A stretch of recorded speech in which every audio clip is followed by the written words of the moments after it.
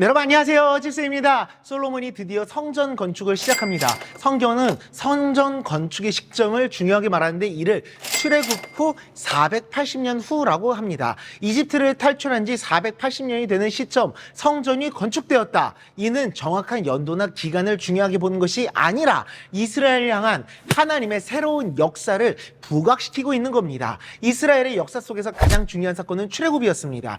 이집트의 노예로 있었던 자신들을 하나님의 놀라우신 기적으로 탈출시켜주시고 광야 40년의 기간을 거쳐 조상들에게 약속하셨던 가나안 땅에 들어가게 하셨던 날, 하나님의 약속의 성취와 절망 속에 빠져있던 이스라엘에게 새로운 역사를 이루시는 시작이 바로 출애굽이었기 때문에, 그래서 이스라엘은 출애굽 사건을 기억하며 자녀들에게 대대로 그 사건을 기억하도록 알려주었으며, 시편에서도 많은 시들이 출애굽을 이루신 전능하신 하나님을 찬양하고 있습니다. 이 성전은 하나님을 예배하는 거룩한 처소로 하나님의 임재의 상징이 될 것입니다. 이스라엘 백성들은 그곳에서 하나님을 만날 것입니다. 그리고 이 성전이 지어짐으로 예배가 더욱 강조되며 이스라엘이 제2국가, 즉 하나님을 예배하는 제사장 국가라는 정체성을 더 부각시켜주는 새로운 출발점이 될 것입니다.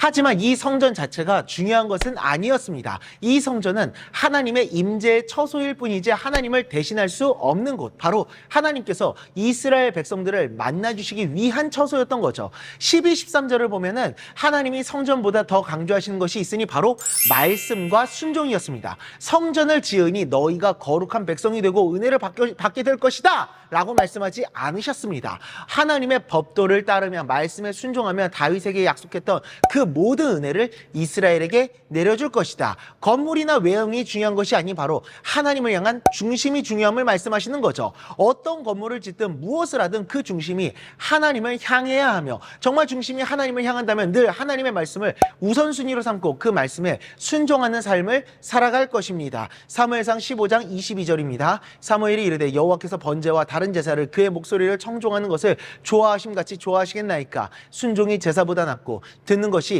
수량의 기름보다 나으니. 아멘. 겉으로 보여지는 무언가 혹은 성과가 아니라 하나님을 향한 온전한 중심을 품고 늘 하나님의 말씀에 순종하며 하나님의 기쁨을 이루며 나아가는 우리 모두가 될 수 있기를 간절히 소망합니다. 기도하겠습니다.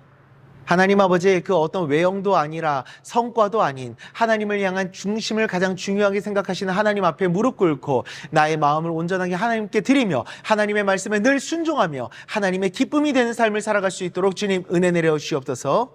예수님의 이름으로 기도드리옵나이다. 아멘.